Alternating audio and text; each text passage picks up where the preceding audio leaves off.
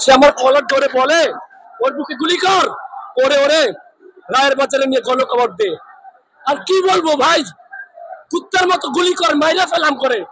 আমরা কি লিগে আমরা এই দেশে কেন আসছি আমরা?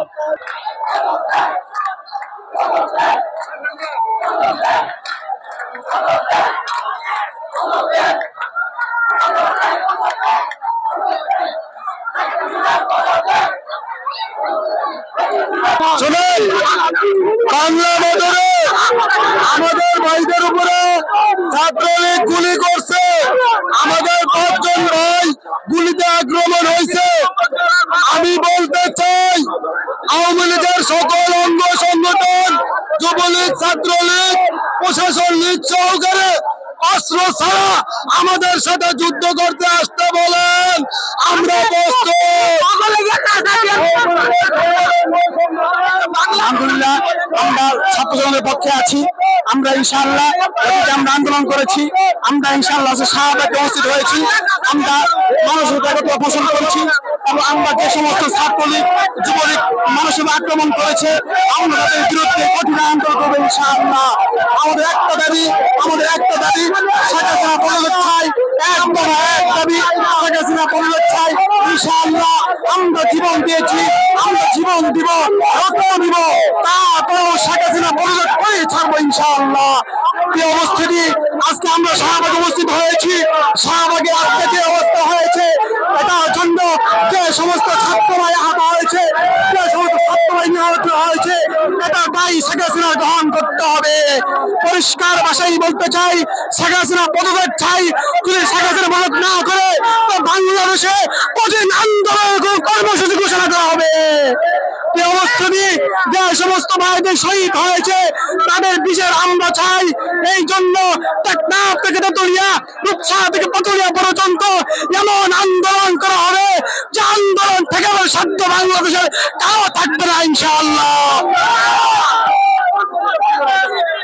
কেন রে ভাই? এই দেশে আমার স্বাধীন করতে হবে, এই দেশে আমার স্বাধীন করতে হবে। ওই পুলিশ যাই বুলেটটা আমার বুকে চালাবি, এটা কি তোর বাবার কেনা, আমার রক্তের কেনা? কেন ভাই? কসম ভাইয়া, আল্লাহর দোহাই, আমি আল জাজিরাতে ফোন দিছি, আল জাজিরা আমার নিউজ ওরা ব্রডকাস্ট করছে। আমি আজকে আবার বিকেল অথবা সন্ধ্যায় আমি প্রেস ক্লাবে প্রেস ব্রিফিং করবো, আমি সাংবাদিক বাদীকে জানাবো।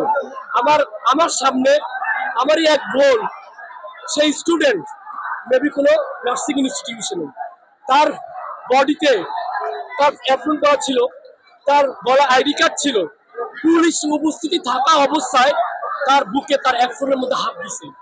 ভাই আর কিচ্ছু বলার নাই ভাই, আমরা থেকে হয় মারেন আর না হলে স্বৈরাচার হাসিনাকে এই দেশটা পৃথিবী থেকে বিদায় করেন, না হয় আমরা প্রচার করেন যদি না করেন তাহলে চিরকাল আপনারা ওই রাজাকারের তালিকায় থাকবেন।